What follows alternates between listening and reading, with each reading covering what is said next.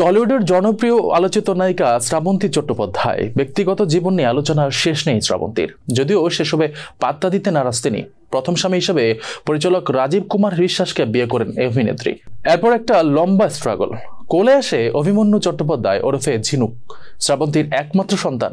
তবে রাজীবের সঙ্গে সম্পর্ক টেকেনি তার। স্বামীর সঙ্গে বিচ্ছেদ হয়ে গেলেও অভিমন্যু কিন্তু মায়ের কাছেই মানুষ হয়েছেন। কাজ, সংসার, সন্তান এক হাতেই সামলেছেন শ্রাবন্তী। অতীতে অনেকবার সাক্ষাৎকারে শ্রাবন্তী জানিয়েছেন তার সন্তান তার বন্ধুর মতো।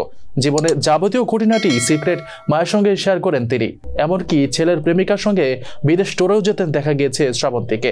শোনা যায় প্রেমিকার সঙ্গে একত্রে বাস করেন অভিমন্যু।